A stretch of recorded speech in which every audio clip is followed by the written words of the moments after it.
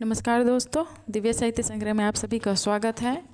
हम UGC net के syllabus के अनुसार इकाई 5 जो कविता हैं उनमें से महत्वपूर्ण प्रश्न आपके समझ लेके आए हैं, जो आपके लिए अत्यंत महत्वपूर्ण हो सकते हैं। अत्यंत महत्वपूर्ण हो सकते नहीं हैं तो मेरे सभी से मित्रों से आग्रह है कि ये सभी जो प्रश्न हैं उन्हें अच्छे से देख लीजिए। तो चलिए देखते हैं महत्वपूर्ण प्रश्नों को। इकाई 5 यूजीसी नेट सिलेबस के अंदर जो इकाई 5 है कविता, उनसे महत्वपूर्ण प्रश्न लेके आए हैं। तो चलिए देखते हैं। पहले प्रश्न है, पृथ्वीराज रासो के रेवा तट कौन सा समय है? तो 27वां समय है। याद रखिएगा मित्रों, कौन सा समय है? 27वां समय है। जैसे कि आप देख रहे हैं यूजीसी नेट का जो फॉर्म है और उसका अंतिम तिथि 10 तारीख है, तो जिसका एग्ज़ाम जनवरी में होने वाला है, तो उसके लिए हम बहुत ही कम समय को देखते हुए हम बहुत महत्वपूर्ण प्रश्न आपके समझ लेके आएंगे।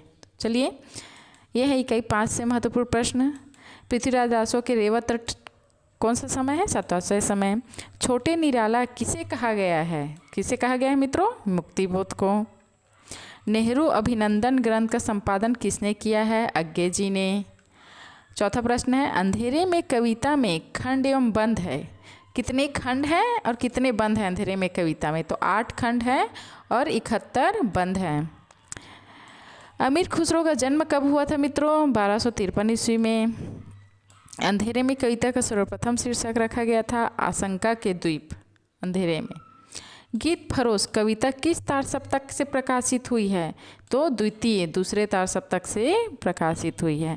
अंधेरे में कविता को अस्मिता की खोज किस आलोचक ने कहा है? डॉक्टर नामवर सिंह ने। प्रिय प्रवास के प्रकाशन समय क्या है मित्रों? 1914 ईस्वी। अंधेरे में कविता को विद्रोह और रचना का संपृक्त अनुभव किसने माना है? डॉक्टर रामस्वरूप चतुर्वेदी जी ने।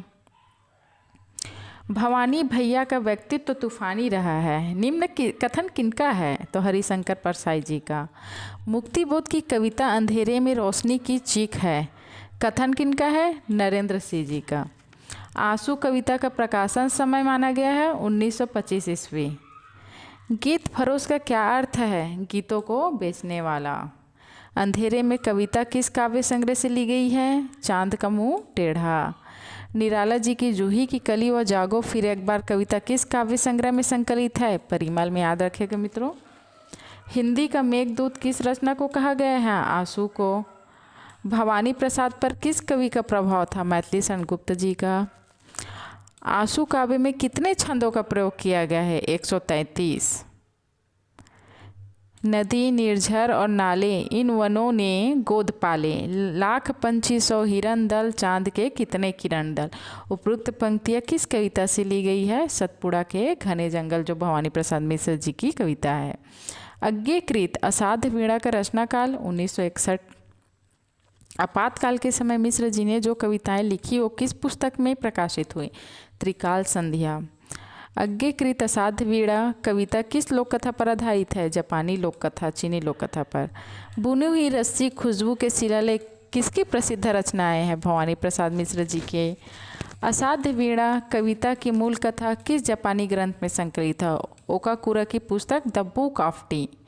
बादल को घिरते देखा है नागार्जुन की कविता में चिर अभिशापित कौन है? चकवा चकई। असाध्य वीणा किस काव्य संग्रह में संकलित है? आंगन के पार द्वार। बादल को घिरते देखा है कविता में किस नगर का वर्णन है? कुबेर की अलका। खड़ी बोली का प्रथम महाकाव्य प्रिय प्रवास।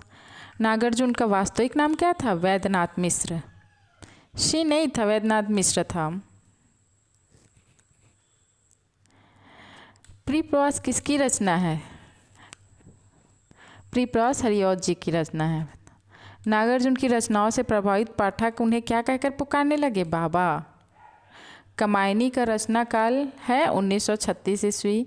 कई दिनों तक चूल्हा रोया चक्की रही उदास। उपरोक्त पंक्ति किस कविता से ली गई है? अकाल और उसके बाद, जो नागार्जुन की है। ये वैद्यनाथ सिंह, इसको कन्फ्यूजन है मित्रों, इसे मैं क्लियर करके बताऊंगी। कमायनी में कितने सर्ग हैं? 15 सर्ग हैं। अकाल और उसके बाद कितनी पंक्तियों की कविता है? 8। कमायनी का महाकाव्य असंदिग्ध है, यह कथन किसका है? डॉक्टर नगेंद्र जी का। अकाल और उसके बाद कविता में दीवारों पर गश्त कौन लगा रहे हैं? छिपकलियाँ। कमायनी में ईड़ा किसका प्रतीक है? बुद्धि का। शासन की बंदूक किसकी रचना है? नागार्जुन का। आंसू से भीगे आंचल पर मन का सब कुछ रखना होगा, यह पंक्तियाँ कमायनी के किस सर्ग की है? लज्जा। हिंदी का सबसे लंबा शोक गीत है सरोज स्मृति, जो निराला जी का है। बिखरी एल के जो तर्क जाल, यह पंक्ति कमायनी के किस सर्ग की है? ईड़ा सर्ग की। सरोज स्मृति को निराला जी ने किसकी स्मृति में लिखी है? अपनी पुत्री। नारी तुम केवल श्रद्धा हो, यह पंक्ति कमायनी के किस सर्ग की है? लज्जा। निराला की प्रथम रचना कौन सी है? जूही की कली। दिनकर का कामाध्यात्म प्रधान काव्य संग्रह कौन सा? उर्वशी। जूही की कली का संबंध किस ऋतु से है? बसंत ऋतु से मित्रों। उर्वशी कैसा काव्य है? महाकाव्य है। जूही की कली का नायक कौन है? पवन। राम की शक्ति पूजा का रचना काल 1936। जूही की कली क्या पिए हुई थी? यवन की मदिरा। धिक जीवन जो पाता ही आया विरोध, यह पंक्ति किस काव्य रचना से ली गई है? राम की शक्ति पूजा। जूही की कली कहाँ सो रही थी? पत्तों की गोद में। माँ की कुल शिक्षा मैंने दी, पुष्प से तेरी स्वयं रची, यह पंक्ति किस कविता से ली गई है? सरोज स्मृति। हिंदी में मुक्त छंद के प्रवर्तक कौन थे? महाकवि निराला।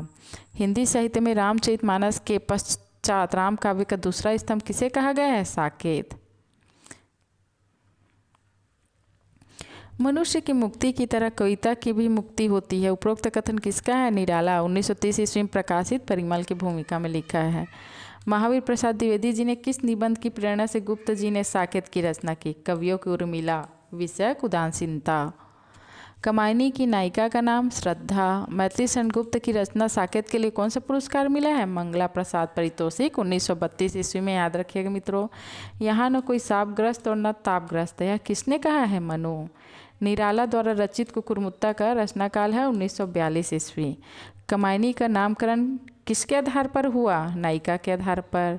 नागार्जुन द्वारा रचित शासन की बंदूक का रचनाकाल 1966 ईस्वी। ईड़ा मानव तथा शाश्वत वासियों के साथ कहाँ जा रही थी? मनु और श्रद्धा के दर्शन हेतु। पंत द्वारा रचित परिवर्तन का रचनाकाल 1924 ईस्वी। कमायनी में कितने सर्ग हैं? 15। पंत द्वारा रचित परिवर्तन कविता किस काव्य संग्रह से ली गई? पल्लव। मरकत की वेदी पर ज्यों रखा हीरे का पानी, छोटा सा मुकुर प्रकृति का सा सोया राका रानी।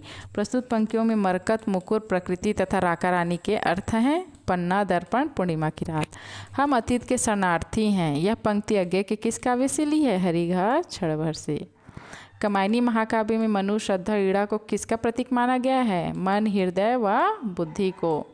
मनु को मन, श्रद्धा को हृदय, ईड़ा को बुद्धि का। कमायनी के पहले और अंतिम सर्ग का नाम क्या है? चिंता।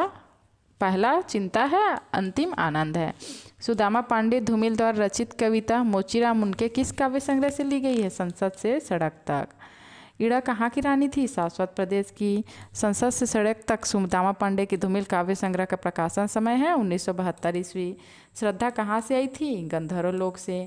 मुझे अपनी कविताएं के लिए दूसरे प्रजातंत्र की जरूरत है, पंक्ति किस काव्य की रचना से ली गई है? नक्सलवाड़ी, धूमिल। मनु किस जाति के थी? देव जाति के।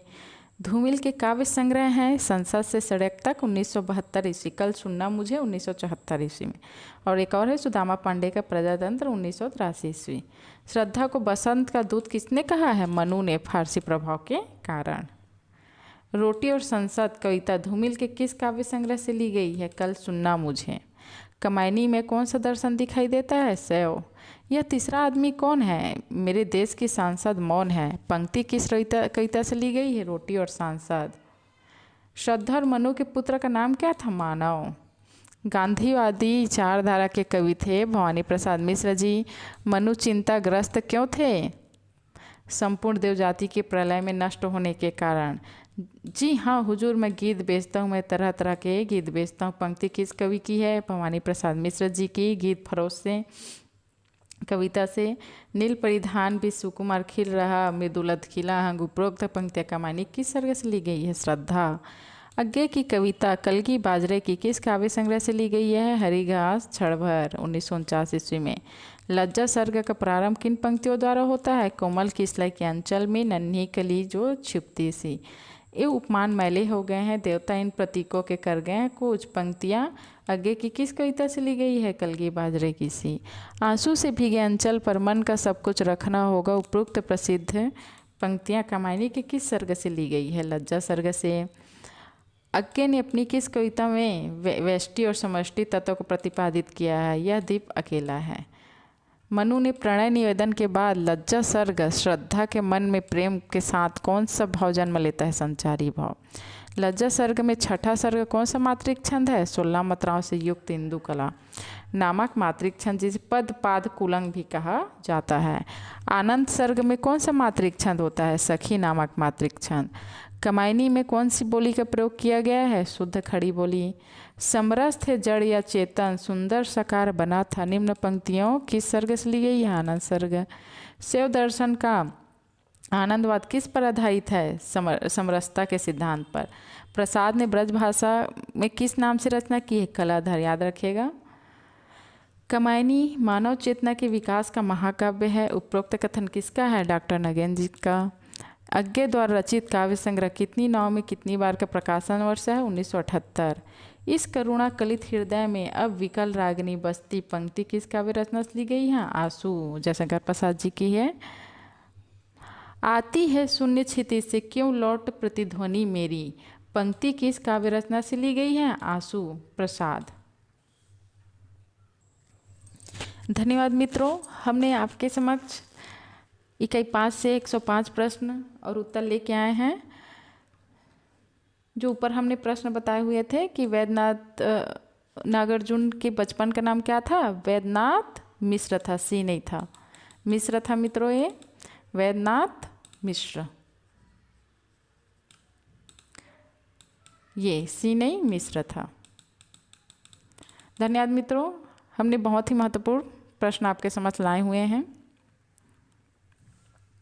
ऐसे ही वीडियो आपके समक्ष हम लाते रहेंगे।